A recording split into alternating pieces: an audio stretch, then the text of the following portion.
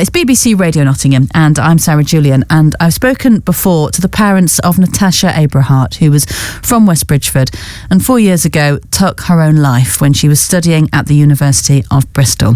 Natasha suffered from severe social anxiety, and she took her own life on the day she was due to face an oral exam in front of tutors and fellow students.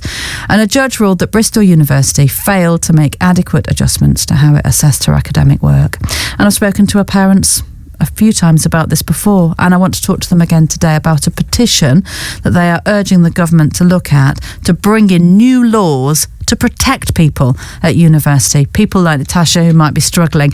They want universities to have a legal duty to protect students and their mental health. And they've got 25,000 signatures on this petition, and Maggie and Robert have come here now to tell you about it. Good morning to you both. Good morning. And thank you very much for coming in again. So let me understand then, this legal duty of care, that's the key point about your petition. What does it actually mean, Robert? There's a lot of confusion about duty of care. There are two different sorts of care. There's medical care, that's not what we're talking about, and there's this duty of care. It's a bit like a moral duty to do the right thing, to not walk past a person who's drowning. It's the sort of care you'd have for your friends or your neighbours, to do the right thing, to make sure they don't come to harm by things you do or things you fail to do. And so you want that sort of enshrined in law for universities, because that is the case in other organisations. Can you explain? Every employer in the country has a legal duty of care to its employees, and this even includes the Ministry of Defence. Oh, okay, so the BBC troops. has a legal duty of care to me, and the BBC has a legal duty of care to you. Yes. And Rolls-Royce, for example, has a legal duty of care, and Raleigh has a legal duty of care. Absolutely, every employee, no matter what age, in this country is protected by law with the legal duty of care. But not universities? Not universities. Why is that? There's a bit of a history. If you go back to 1970, 50 years ago, at that point, the law said that young adults, people were minors up until the age of 21. Yes. In 1970, that changed to 18. Mm-hmm. At that point in time, you would have gone through all of your education. Where there is a legal duty of care, let's be clear about that. So absolutely. Schools have a legal duty. Up to 21, got a job, and then you'd be covered by employment law. When the age of majority shifted, it created this huge gap. Universities suddenly went from the parental standard of duty of care, yes, which obviously is no longer applicable, to absolutely nothing. No duty of care. Okay. And what we're saying is you need some sort of duty of care. We have argued parity with the workforce. Why not? And Maggie, of course, the reason that you want this, and the reason that you're campaigning for this, and the reason it matters so much to you is you've lost your daughter. She took her own life whilst at university.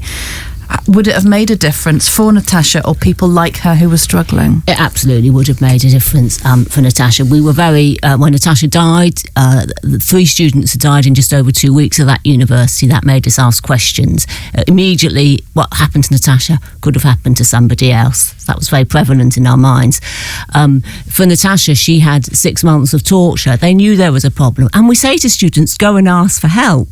And if we're saying that, then I think it's really important that they do something to help the students. In her case, it's actually the actions they did that caused undue stress for her, made her depression worse, and the judge actually ruled that their actions actually contributed to her death. And so it's really important. She had some protections under the Equality Act, but we said, well, what if you were depressed but it didn't count as a disability? You still need to be protected. So it's really, really important, I think, that we have this duty of care so that we know what to expect, and we know that we will be protected if things do go wrong. And I know you're talking and in communication with other parents who've lost their kids to suicide. We've got a network of I'd say at least 25 families now. We have more since we spoke to you sort of 5 months ago. It's quite heartbreaking to hear the stories, and to hear the similarities where universities have been aware of problems, they've kicked the can down the road, they've delayed making decisions, and that's crucial. Students need to know what's happening, what the universities are going to do to help them. And what would it have looked like practically if this had been in place for Natasha and students like her? For Natasha, 6 months, if they had even just sat down and talked to her and told her the options. She was in a position where she was unable to do oral assessments. On paper, she was going to fail the module. If she failed the module, she'd fail the course because they assessed things orally. Now, if they had talked to her and said, well, we're not going to fail you, we're just trying to find a solution. But I don't think that even happened. And, on the day she had that presentation, there was a situation, if she failed it, she would be kicked off. And that must have been extremely hard for her to bear. They didn't intend to kick her off. They were going to have a discussion later at the exam board. That was the day you lost her? That was the day it happened? That was the day that it happened. I'm so sorry. To be honest, sorry. what they said was, in court, they would have sorted it out in the summer. It was too late. She was dead at Easter. It's too late. Now, the government's responded to this, to your call for this change in the law, and they say higher education providers already have a general duty of care not to cause harm to their students through their own actions. What do you think to that? I find it amazing. Bristol University argued no duty of care in court. Bristol County Court ruled no duty of care in court. And my lawyers found no duty of care. We argued that one should be put in place. The government has provided a statement based on no evidence whatsoever. What needs to happen, somebody needs to ask the government to provide some documentary evidence. There are two sorts of law in this country. Statutory law made by Parliament, common law made by judges. Statutory law is recorded in the statute books. Common law is recorded in the decisions made by judges. Yeah. There must be evidence. Thank you, Robert. And I've got to ask you this, Natasha, because there'll be people listening in exactly the same situation as me, and I'm sorry, but this is quite personal to me. My daughter literally applied for university last night. She literally pressed that button and decided she was going to go, and she started looking at her accommodation. What advice would you give to parents who are sending their children away and, perhaps might be worried about them? Stay in touch with them. I think that the response is very patchy. Some universities are very good, and I don't want to put those universities down, but the fact is you don't know, and I think whatever they offer and whatever you hear other people have, don't depend on it. When our son went to university, we made sure that we had telephone numbers and contact details for his flatmates, because those are the people that you're most likely to hear from. So do try to get to know the people that they live with, because they see students every day. They're more likely to know if there's something wrong, but don't depend on anything happening. As I say, hope for the best, prepare for the worst. Thank you so much for talking to us. I'm sure it must be very difficult, but we appreciate it.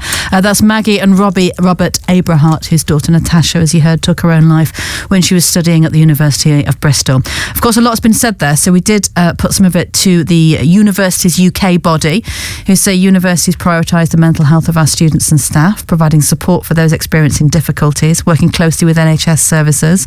These services are currently responding to an unprecedented explosion of need among our children and young adults, with record numbers being referred to specialist services.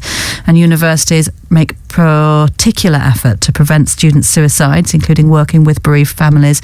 Every young life lost is one too many, but these deaths are rare. They go on to say that it's for government to decide the legal framework within which universities operate, but it's essential that any additional duty does not result in unintended consequences for students and improves mental health outcomes and safety for all. We'll follow the progress of this petition.